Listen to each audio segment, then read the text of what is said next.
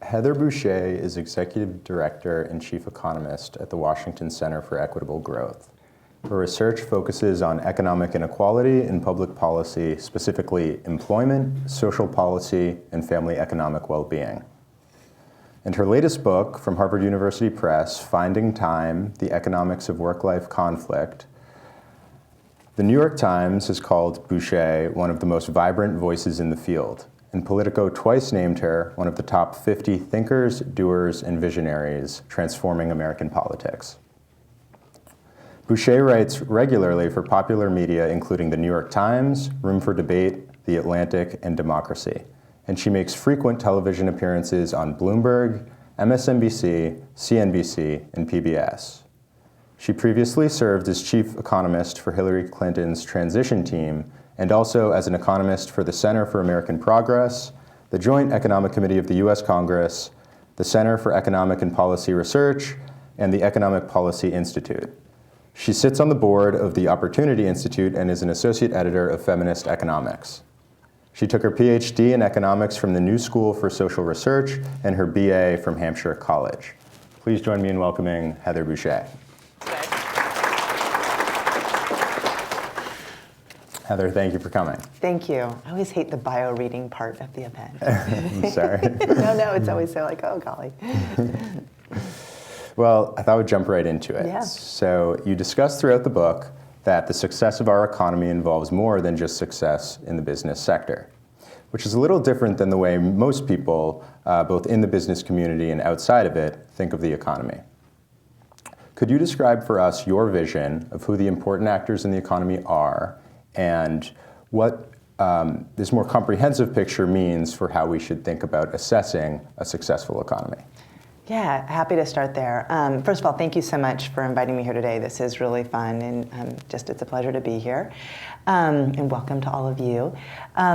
So in the book, I talk a lot about thinking about what's good for the economy and what we think actually makes the economy grow. And a lot of times when you talk to people, and it really sort of transcends political ideology.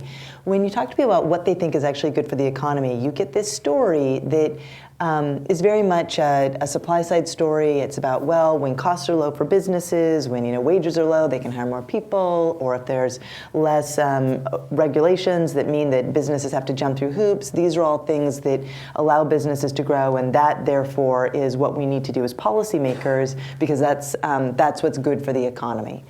And that all may be totally true. In fact, for any individual business owner, those are actually very important questions. You have to think about your bottom line. You have to think about how you're running your business.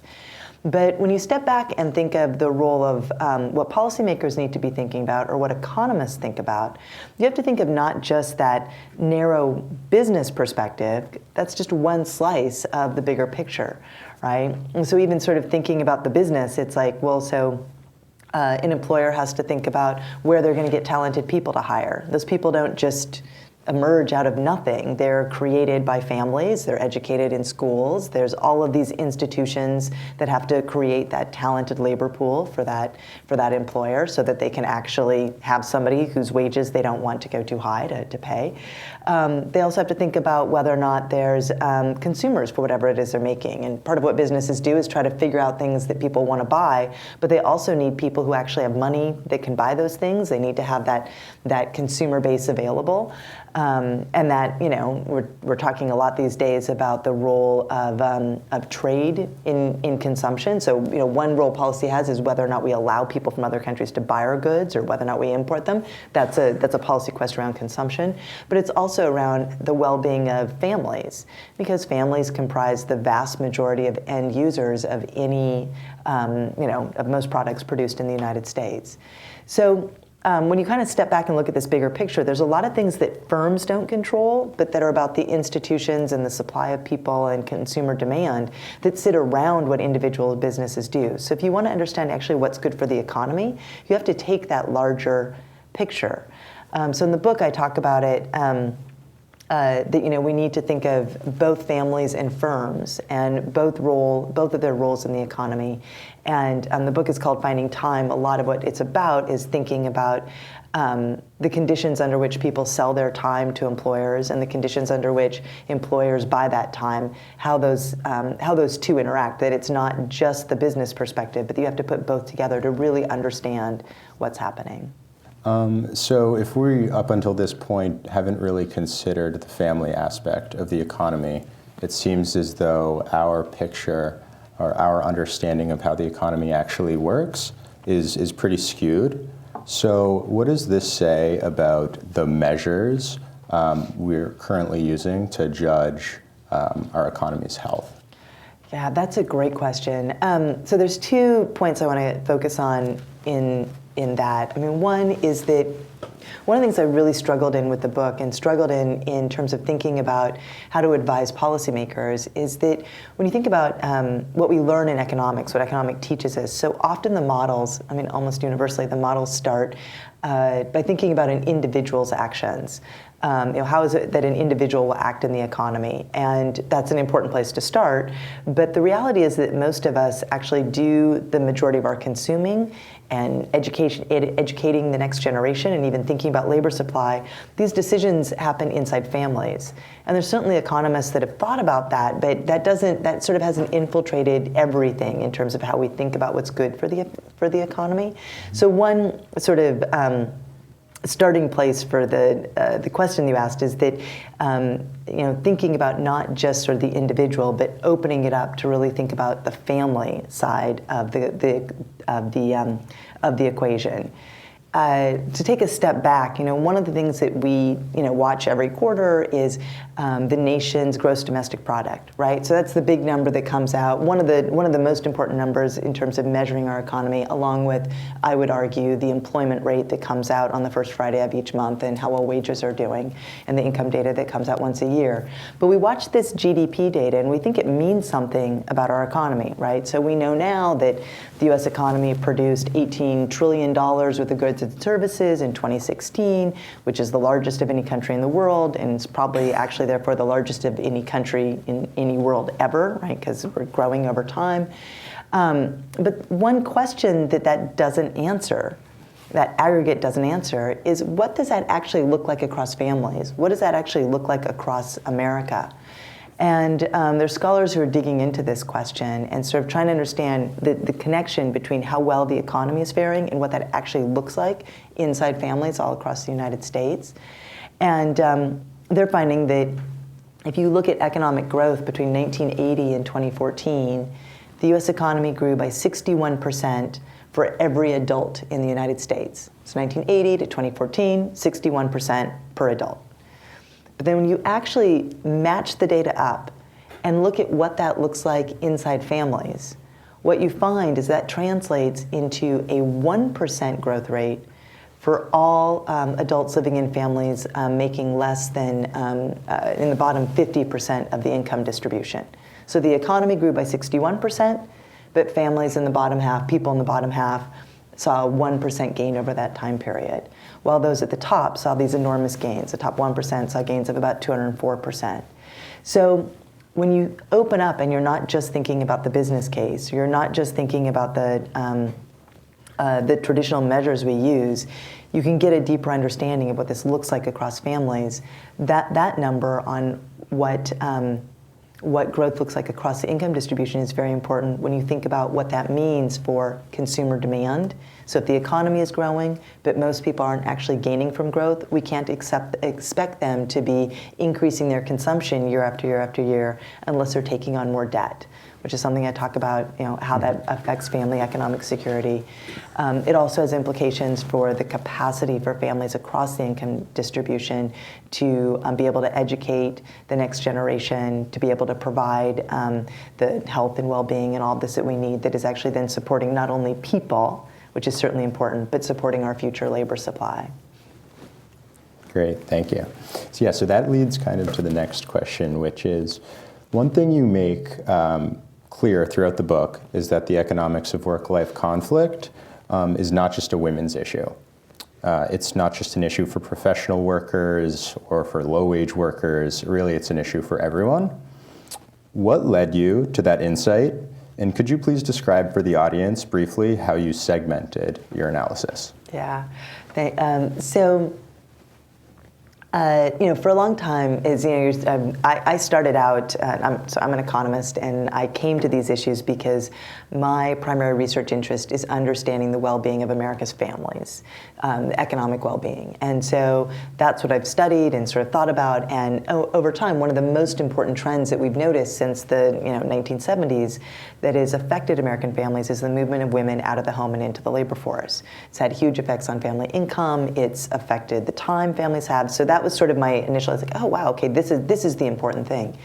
But when you think about what that means, to have people change how they spend their days from spending it at home into spending it in the labor force, that isn't just something that affects women, right? Certainly they're the person that have taken that different action, right? They're actually changing what they're doing.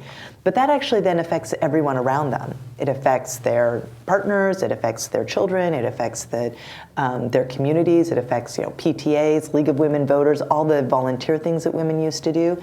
So it affects community institutions, and it also affects care for the aging and the elderly. So all the different activities that American women used to do when they were not being paid in the labor force, but at home, as they've shifted their time, it has these broader effects. So that's, in a nutshell, why this isn't a women's issue. It just so happens that women are the people that change what they do, but it affects everyone. And understanding why they've changed their employment patterns and what that means for men and children and for families and their income is really the focus of the book. I look at families, I divide them into three groups. I look at low-income families, families in the bottom 30% of the income distribution, professional families, which I define as families in the top 20% where at least one person has a college degree. So sort of taking out families that may be high incomes, but maybe sort of either self-made or just a different kind of professional experience.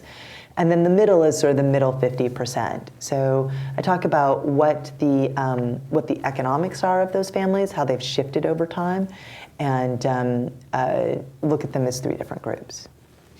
Great. So I wanted to drill down a little on each of the groups. So first, take for instance the group at the top. So what you call the professional class that is soaring above and sounding the alarm. You and I and many of us at Google are probably in this category, trying to juggle work, family, friends, and wondering where fun fits in. But that's not really the whole story for this group. Could you please describe why the situation for this group at the top indicates a larger problem? Yeah, yes, I can. So I also wanted to explain the metaphor about soaring, but I'm going to get to that in a minute. So just ping that, we'll come back to that one. So when you look at what's changed for families over time and this transformation of how women spend their days, what you see is, of course, in professional families, and I'm guessing many of us here have a sense of this, is that families at the top typically now have both men and women in the workplace, and no one at home full time. So they have these two incomes, but still no one at home, no one at home to provide all the things that families need, care for children, the elderly, waiting home for the cable guy, whatever it is that families need somebody to do. And we hear a lot about these families in the media, more so than I think the middle and the low-income families, because that way of living can be incredibly stressful. Our world isn't really set up to have no one at home. And so we hear a lot in, especially on the style pages or in not necessarily always on the business pages, which is where I think it should often be, but we hear about these struggles that families face. And fundamentally, it's that there's a squeeze on time. And so I think once you sort of think about it that way and you start sort of watching this conversation that we're having as a country, so much of it is that families are really, they're stressed out because they're squeezed for time, even at the top.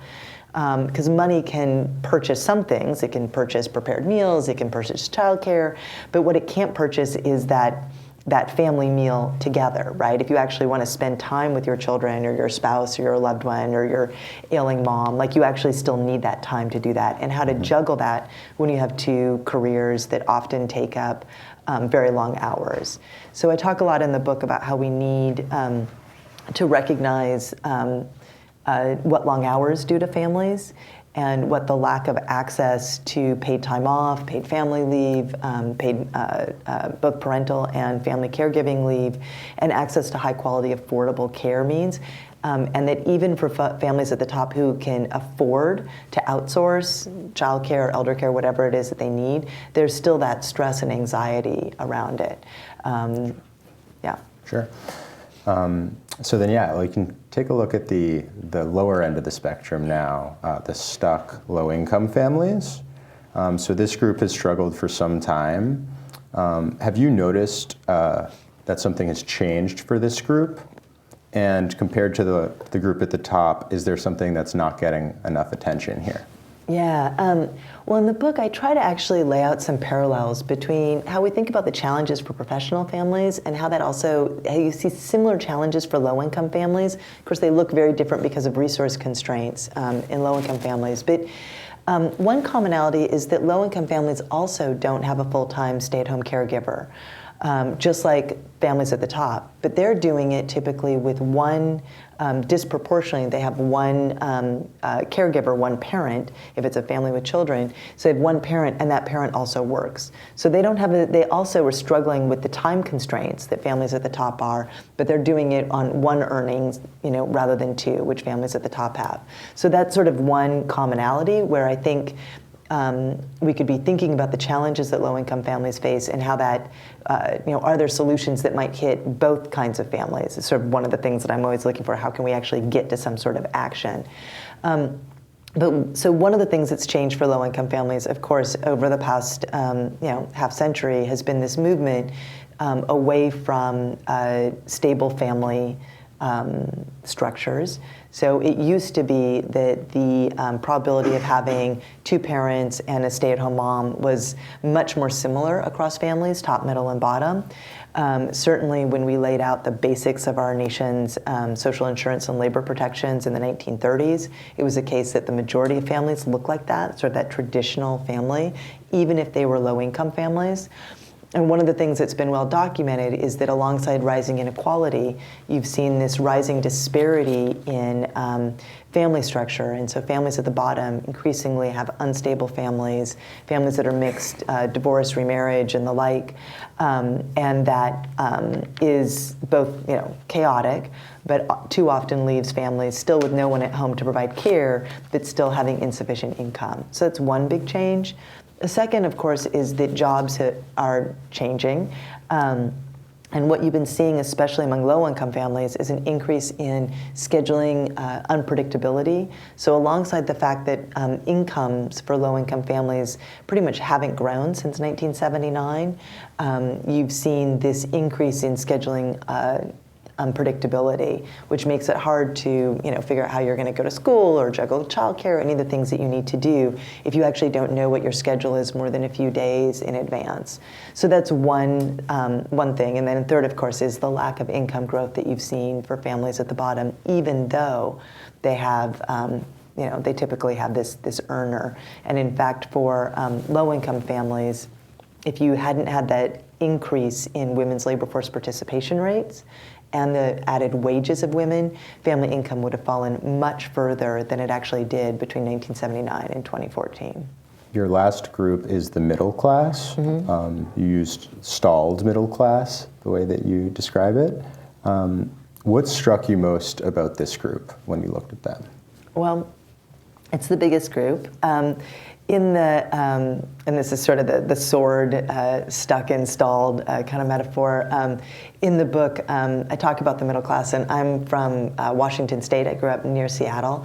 And in 1980, and a lot of my data starts in 1979, so about the same time, Mount St. Helens blew up. And that's a fact. We all know that that's true. But as an economist, one of the sort of most important charts that you look at if you're thinking about the well-being of family income is this rise in family income over time. And if you look at it between 1947 and 1979, you see this straight up increase in family income, just kind of like rising up at a 45-degree, it's not 45-degree, but it's like rising up pretty sharply, very nicely, kind of like, moving up the side of a beautiful mountain, right? And then after 1980, the chart changes. So instead of going up, it's sort of, it kind of has this flatness and it's kind of a little bit craggy. And basically, every time I look at that chart, I think of Mount St. Helens blowing up. It looks like the top has just been blown right off America's middle class. And so that's what I think has sort of basically happened. And one thing I talk about in the book with some analysis that I did is that were it not for the increase in women's labor force participation and the increase in women's earnings, that family income, which for the middle class has grown by about 12% between 1979 and 2013 or 2014, I can't remember actually what year the data stops, but about then, about 12%, had it not been for the added hours and earnings of women, that small increase that middle class families saw would have actually been a decline. So it's only because of the added labor force participation of women that you actually see any increase at all in middle class incomes since 1979. So those families, just like families at the top and the bottom, are struggling with the same issues with the lack of time. Women are working more. Families don't have that full-time stay-at-home caregiver anymore. But the world has not really adapted to this. So crazily, we live in a country where schools still shut down for months at a time, leaving families having to negotiate summer care and all of those sorts of things, even though we don't sort of live in a farming community anymore where that makes a lot of sense. But that's just sort of one kind of tip of the iceberg example of all the ways that the fact that families need the income of women at the top, the middle, and the bottom, that they're struggling with this lack of time, that we haven't really integrated into our thinking. Well, how do we help families cope with this?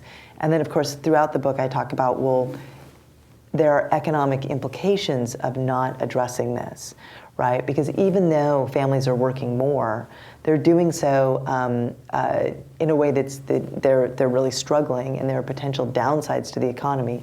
The lack of income growth affects consumption and demand, and the way that we're failing to think about the full gambit of labor supply issues means that we're actually suppressing labor supply more than we need to be, both now and really risking the next generation. Mm-hmm. Great, thank you.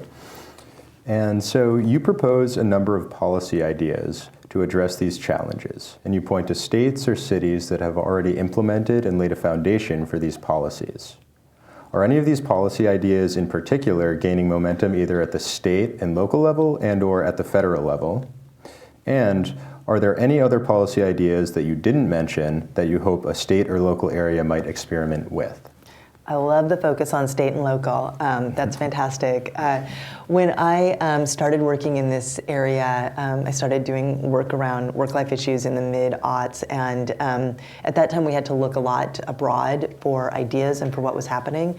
By the time I finished the book, there isn't a single idea that I talk about in there that isn't actually in place somewhere in America, which every time I think about it kind of gives me chills, because it's an area of policy where we've made a lot of progress over the past decade in states and communities. And I think it's one bright spot where we've really pushed forward, and I don't think that gets enough attention. So I'll talk about, I'll get to some of the state and local. Let me sort of lay out just the big vision. I divide the policies into 4 groups, and they're easy to remember because it rhymes. So they're policies for here, there, care, and fair. It's kind of cute, but whatever. It helps me remember it so I know I can organize my thoughts. So we need policies for when we're here at home. So policies around paid family and medical leave and paid sick days in particular. You all are very lucky because you live in the state of California, which is the first state to have implemented statewide paid parental and family leave on top of a longstanding individual disability insurance program. There are now 4 states that have paid family and medical leave. District of Columbia has just passed it, and now we have to wait, because we are not a state, we have to wait for Congress to determine whether or not we can actually go forward with the law that we democratically passed, but that's a different lecture on states' rights. So there are places that are moving forward on paid family medical leave, and there are dozens of places that have implemented paid sick days. I know you all here at Google have access to paid sick days when you get sick and you have the flu and you can't come into work, but the majority, especially of low-wage workers in the United States, do not have access to any paid time off at all, let alone the right to stay home when they have the flu.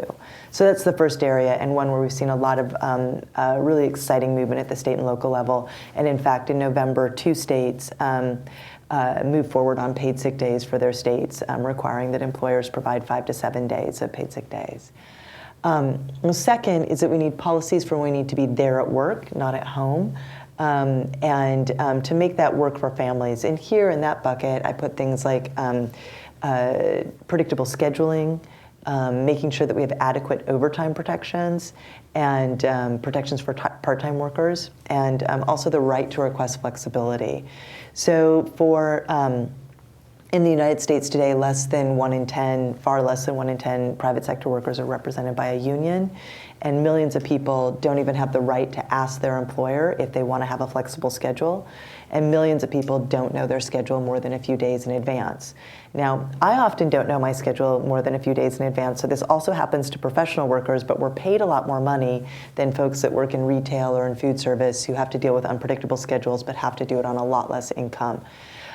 So these are places where the legislation that we have at the federal level, the Fair Labor Standards Act, it says nothing about these issues. I mean, it says something about overtime, but it doesn't say anything about overtime for people that are not production workers or, salaried workers that, which is a lot of us that have no protections at all. So we need to rethink, what does the economy look like today and how can we support families? We need policies around care that provide safe, affordable, and enriching options for care for children, but also increasingly the aging and the elderly. There are very few options for people, barring selling down all of your assets when you get older, to provide some of the services that many older folks need so that they can age in place. And we haven't spent enough time as a nation really figuring out actually how to address that, let alone making sure that folks have access to health care. And then finally, the fourth bucket is issues around fairness, really making sure that as we think about this basket, making sure that these policies are available to both men and women, that we're not discriminating along the lines of gender or anything else, because it's the case that in a world where most women are in the workplace, that means almost every employee at some point in time will have some reason that they need flexibility or time off to provide care, be it for a child or for a friend or for an aging parent. And it's really important to remember that, for men, not only is it really important that they're there in the early days of having a new child, be it that through adoption or becoming a new parent, that there's a lot of evidence just how important that time is, not just for moms, but for dads. But, it used to be that if a man's mom or dad fell ill and somebody needed to take care of her, he had a stay-at-home wife that could do that. And of course now that's not the case in most families, and so both men and women are having to deal with needing the flexibility to care for an aging population. And so really making sure that we're not that we're recognizing that this is a universal problem, not just a problem for some people when they have new children, is really an important piece of the puzzle. So a little bit on state and local. So as I said, there's been some great work around family leave and paid sick days. California has also been a leader. San Francisco has been a leader, especially in issues around predictable scheduling. So there's some legislation that's now in place in San Francisco around that, and a number of other places in the country that requires employers to give notice on what an employee's schedule is. There's also a lot of economic evidence that policies like that are actually not just good for the employee, but they're also good for business. So in much of the book, as I talk about this policy agenda, I spent a lot of time digging through the economic evidence to show that these policies can improve labor supply, they reduce employee turnover, they increase retention, they can stabilize demand, that all of this is a part of this conversation. So it's not just about the family piece and how this is a nice thing to do for people, but that this basket of policies, there is just reams of economic evidence that would fill this room that makes the case that there are strong economic benefits to doing so. I think we can open up to the audience for questions.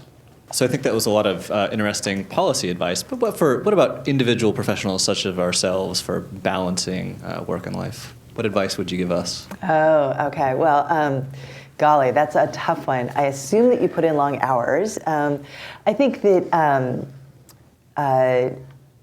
for individuals, I mean, so it was the for ourselves part that's kind of tripping me up a little bit, right? Because there's people who work for good employers where they have good benefits and feel that they can ask, they can go to their manager and say, hey, I need a little bit of flexibility, or I'd like to rotate my schedule a little bit and leave, early on Thursday afternoons because I got my kids' soccer games or whatever. But the reality is the majority of American workers actually don't even have the right to do that without fearing for their job, that it's hard to give advice sort of generally when I know that there's people that may be watching this that don't actually work at Google. But I think to kind of flip the script and go and think about from the manager's perspective, I think one of the most important things if you are a manager and thinking about these issues is recognizing that ultimately at the end of the day, your goal presumably is to get productive work out of your employees. And there's just a lot of evidence that providing people with the flexibility that they need and the time off they need to recover, to make sure that their kid recovers from the flu, all can be productivity enhancing, and all can do a lot to reduce job turnover and increase retention.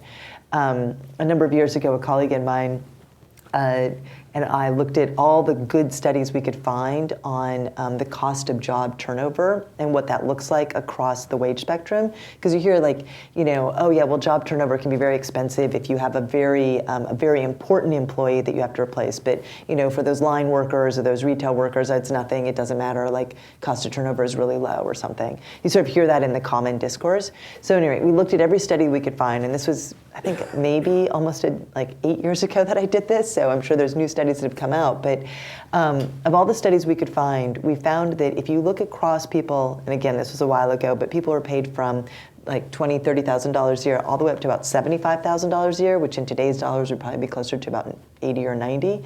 The cost of replacing an employee was about a fifth of that employee's annual salary. So as a manager, really thinking about the fact that, hey, this person just wants a little bit of flexibility, and maybe they won't be more productive this week, but if that's the difference between keeping that employee for another year or 6 months and not, that actually has enormous savings for the corporation. And too often that calculus of those costs don't seem to be sort of worked into some of these line manager thinking, at least according to the evidence. So that's some advice I have for you. Can you also talk about how expectations of Americans in terms of possessions, wealth, average house size, which has gone up, I think, something like 1,000 square feet in the last 30 years, ownership of stuff has also fueled this. I feel like at times we're putting this on ourselves with the expectations we now have collectively. Yeah, it's a great question. So there's an economist from Cornell named Robert Frank who's written a lot on consumption, and so some of what I'm going to say is stuff that ideas that I learned from him. I mean, it's a really important point. One of the things that economists are learning about inequality, like what does inequality do to our economy and our society? One of them is that you see people trying to keep up with the rung just above them. So there is this sort of these consumption patterns start to get ratcheted up because there's this catching up kind of phenomena that happens, and then there's also, of course, especially over the past few decades, an increased availability of debt instruments that are available to anyone that just were not available 30, 40, 50 years ago, right? So we all have credit cards, but also just the ability to have access to so much ways of getting debt that can boost consumption. And debt's really interesting because if your income keeps rising, super easy to pay off, right? And so if you're optimistic, well, in 5 or 10 years, I'm going to be making more so I can pay off that mortgage or I can pay off that car or whatever, then that can be a good way of closing a short-term gap. But in a world where people are trying to sort of keep up, or where they feel that they need to get that better home, no matter what size it is, in that better school district, because the United States has this, I'm sorry, but completely wacky way of funding education, public education, where it's based on tax dollars in communities so that richer communities have better schools, right? That creates enormous pressure, especially in an era where it's harder and harder to get into the best colleges. It creates enormous pressure for families to spend more than they need to kind of get to that next place. And then you've got these debt instruments, mortgages and other, that make it a lot easier for families to do so. Of course, we've learned, and we're all, I believe, older than the age of 8, so we all lived through the financial crisis and know the vast, horrible repercussions of a nation's where too many families have been relying on debt in order to make ends meet. Embedded in your question is how to change people's perceptions of what the good life is, and I think that's a really important question. One one caveat, I want to go back to a stat that I said at the sort of near the beginning of the conversation, which is that between 1980 and 2014, the U.S. economy has grown by 61% for every adult. That's a pretty nice increase in growth, but the bottom half of the income distribution saw a 1% increase. So I hear you that there's a lot of folks, and I think certainly in the middle to very top, that are in this escalation of consumption. But for the vast majority of American families, I think they are probably rightfully frustrated that somebody's getting the money from the gains of growth, and it certainly is not them. And so how much are people using debt as a way to compensate? Like, oh, I'm sure I'll get that payout next year. I don't know, and I can't speak to that, but I do think that these are twin problems, and one certainly that we could all, it'd be good to keep talking about. A question on the policy on pay for care and other things. Like, how do you prevent people from abusing the system? For like paid family leave? Yeah. Yeah, so that's a great question. So first off, what you have here in California is this long-standing temporary disability insurance program, and there's an agency that administers that and ensures that if somebody says that they're sick, it has to be verified. So there's rules in place to verify it. And when you add the paid family and parental leave, it's super easy to verify whether or not somebody has a child, has a new child coming into their family through adoption or birth. But for the care, like care for the elderly or care for someone who's seriously ill, it can be a little bit more difficult to verify that. The federal law that we have that provides unpaid leave, which is the Family and Medical Leave Act, has a verification process in it. So, and the way that they do it is that your employer is, because you're absent from work, so the employer is the one that knows that you're not there. The employer has the right to ask you for a doctor's note, ask for some verification. They don't have to, but they have the right to do that to ensure. So if we moved to a federal paid family leave, family and medical leave program, we can learn from what's happened in the states that already do that. So we could learn from how they make sure that people comply here in California and in the other states that have that program, New Jersey, New York, and Rhode Island. And we can learn from what we know from the Family and Medical Leave Act. I will say also there's a lot of incentive on the part of employees to not lie to their employer about important things. Again, the vast majority, the share of private sector workers that are represented by a union that have job protection is 7%. So the vast majority of American workers don't have the right to keep their job. And while they may get the right to this benefit, employers certainly have a lot of leeway. Somebody who's going to lie to you about this is probably not there may be other performance issues. So I actually have a high degree of confidence that the research that we've seen that shows that there isn't a great degree of lying about around issues like around leave is because most people are honest with their employers because they know that if they aren't a good employee that they could lose their job. So I think that in and of itself is probably the best, we already have this really great defense against people abusing the system. I know the universal basic income is a big thing globally and potentially locally as well. Does that change the equation of the groups or any of these circumstances? It's a good question. I always hear a lot about universal basic income when I'm in California. It's fun to talk about. So it depends on. I mean, so I think there's a lot of different ideas. Like when you say that, it's like one of these tests. Like, what do you mean when you say that, right? So one vision is that we would give every American a check for some amount of money, and so it wouldn't really be replacing any benefits. It would just be some sort of dividend for everyone.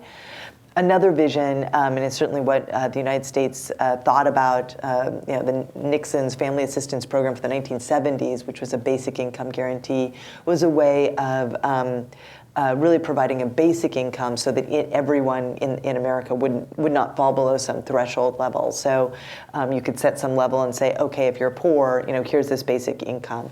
So I think that might more interact with policies around welfare or food stamps or the earned income tax credit. Probably actually the earned income tax credit mostly would, I think, be mostly affected if we started to think about a universal basic income as a basic income for folks that don't have a lot of income. And so I don't know, so I think it really, that to me really is more about that basic standard of living, whereas a lot of these policies aren't so much about folks that don't have enough to make ends meet or who aren't working. This is an agenda for how does it that you make sure that you can actually get people to work and get them to work in a way that's healthy and they're productive and they're ready to go. And so it's conceptually, I think it belongs in a different box, right? Because even if you have a basic income, that's not going to solve some of your work-life conflicts. Yeah. So I was interested to hear that a lot of the policies that you describe in your book are being tried in various states. So it's nice to have lots of little experiments. What would you say about the strength of the evidence for the different policies, and for the ones that have really strong evidence, what are the big things that are preventing them from being more widely adopted? Yeah, that's a fun question. So some of them don't have any evidence very much yet because the policies are very new. So I would say on the stable schedules legislation, we don't have evidence yet. And in fact, my organization, the Washington Center for Equitable Growth, we give grants to scholars. And we've been thinking a lot about the scheduling stability piece and how we can study that and learn more about it. We funded a pilot study that a couple of our scholars did with the Gap to understand their move towards stable scheduling, and we've learned a lot. We're learning a lot from that. That the Gap has actually felt that it's been quite effective in good for profitability and good for productivity, and they've actually moved forward on the policy. So we have some evidence from some employers, but we don't have evidence from a policy from a state or local government yet on that issue. There's two I want to touch on. One is on the early childhood development, and one on paid leave. So on paid family and medical leave, we actually know quite a bit about California. There were some in-depth studies done in California around the implementation of the paid family and medical leave program here. And so we know, for example, that 90% of employers in a survey reported that the implementation of paid family and medical leave here in California actually had no effect or a positive effect on profitability and productivity, that they didn't, so only 10% reported any downside at all to the implementation. We also have good evidence on what it did on the effects on how it boosted family incomes. We also know from that research that a lot of people who are eligible for paid leave here in California haven't taken it. Disproportionately, those are low-income folks who don't have job protection. So the Federal Family and Medical Leave Act gives you job protection to take up to 12 weeks of leave to care for a new child, an ailing loved one, or your own illness. Only about 60% of the labor force is covered, however, because if you haven't been at your job long enough, or if you work for a very small employer, you're not covered, among other reasons. So a lot of the folks that didn't take it in California, they didn't do it because they were afraid of losing their jobs or being punished by their employer. So that's a really important data point. So we know a lot from California, and Equitable Growth has also funded some work looking at other states. So we're learning a lot from what's happening in Rhode Island, New York, and New Jersey that have implemented that program. Paid sick days, which I wasn't going to talk about, but since I'm here in California, San Francisco was one of the first places to implement paid sick days. And economists went in and looked at what the outcome was on employment in San Francisco and the surrounding counties, because one of the arguments was okay, if you give people the right to earn up to, I believe it was 7 days of paid sick days in San Francisco, then that'll be a job killer, right? Obviously, people are going to get laid off for that. That was the argument that you heard. And in the book, I have some great quotes from employers who said that before the legislation passed. But what these economists found was that actually after the legislation was put in place, employment in San Francisco grew faster than the surrounding 5 counties in like a year or two after the implementation of the policy. And I'm in no way saying that the implementation of paid sick days caused the greater employment gains, but it's a very difficult threshold then to make the argument, and this has been replicated in other places, it's very difficult to make the argument that giving people paid sick days pulled down jobs, when in fact what happened was the opposite, and this has happened in other places as well. We have a similar study in Seattle and in DC. And then on early childhood, there is overwhelming evidence at this point that not attending to the years between 0 and 5 has lifetime implications for children, and again, going to the economic angle to our future labor supply. So we know that the skills that children enter kindergarten with and the gaps between children that have skills and don't have skills stay with them over a lifetime, and it's very difficult, if not impossible, for later educational interventions to really make up for those early gaps. And yet we live in a world where most women have their first child before the age of 26. Young people don't have a lot of income. They don't have access to high quality care. And we do virtually nothing. We do some things for very poor families, but we're not doing anything for the vast majority of middle class families who are really struggling to provide that high quality care. There is probably no other investment that we could make in America's future that would have as big a bang for the buck as investing in universal child care and universal pre-K. The second part of the question was for policies like childcare policies. What's preventing their adoption more widely? Right, of course, the grumpy part of the question, or why isn't it happening? So yeah, of course, yeah. So if this is so great, why isn't it happening? So I will say a few things. One is that you've seen a lot of employers moving forward and implementing these policies where they can. So that's a sign that people are getting the message on this. Not nearly enough, and not across all of their workers, which I think is a problem. Second, I do want to stress that this is one area where you've seen really remarkable social change over the past decade. So even amidst a lot of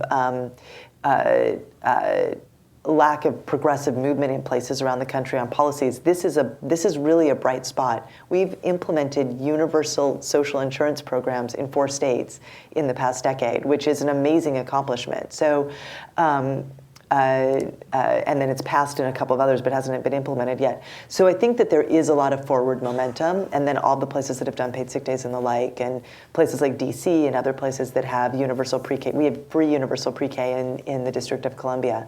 So I think that's positive. At the federal level, certainly what you see is, these issues, like all issues, have been affected by the continued polarization and gridlock. But what I will say is that the 2016 campaign cycle was the first one where you saw presidential candidates on both the left and the right come out in favor of pieces of this agenda. So you had Marco Rubio, Republican Marco Rubio, who came out with a paid leave program. You had Secretary Clinton, who had a full agenda, on all of these issues. You had Bernie Sanders, who signed on to the Family Act to provide paid family medical leave. And you had now President Trump, who came out with policies around child care and maternity leave during the campaign. And then on Tuesday, in his speech to Congress, actually talked about paid family leave and paid parental leave. So, and he, I actually can't remember if I believe he also mentioned childcare as a part of his tax program as well. So you're actually seeing these bubbling up and getting traction across the aisle. So I actually think of all of the different policy areas that I could work on as an economist, I actually think this is probably one of the most hopeful ones, where there is the greatest potential to really see the kind of transformational change over the next decade, because you've seen it in so many places. So, and then why hasn't it moved as quickly? I actually think that it's been good to see these policies implemented at the state and local level. So folks like myself and people I work with could actually take the time to study it and know what works and what doesn't, kind of the laboratory as a democracy kind of idea. And I think we're getting to a place where we know so much about some of these that we really are ready to move those at the federal level. So we will see. I'm not terribly optimistic that these are going to be prioritized by this Congress, but hope springs eternal. So. Have you studied the opposite phenomena of families trying to combine quality care and more time for the family by moving out of like the salaried workplace into consulting or even into home childcare? So when you look at the sort of the overall trends in labor supply, you see a flattening off since the late 1990s for both men and women. Of course, there was the deep dive during the Great Recession and then bubbling back up. But the United States now has lower labor supply than most of our economic competitors in the OECD. We used to be among the highest. Now we're among the lowest for both men and women. So that may be kind of connected to your question, that folks are unable to sort of deal with the conflicts around work and life. You know, I tell in the book a lot of stories of, you know, people in their 50s and later in life who end up dropping out of the labor force to care for an ailing parent and then find it really difficult to get back in. So maybe they do part-time work or they take on some consulting or some bits and pieces. The stories, I mean, I think what I see, because a lot of that is happening at the lower end of at the middle to bottom, it's less about, oh, this is great for me. It's more about, oh, well, this is really all I can do given my situation. And because I can't find an employer that'll be flexible. So I think there's a negative story there. But I think certainly, and this gets to the question over here about consumption, you certainly see some conversations at the top about how much families need and can they downsize and can they, you know, kind of pare back to deal with some of these care issues. And I don't think you don't see a pulling back in labor force participation, but you see a leveling off of the increase. So it may be that those folks that were we to have this kind of policy agenda might actually increase their labor supply aren't actually doing so. So that's an effect as well, but it's not actually a pulling back, but a flattening. All right, well, great. Thank you, everyone, for coming. Thank you, Heather, Thank you. coming to Google. This is Great. really fun. Thanks.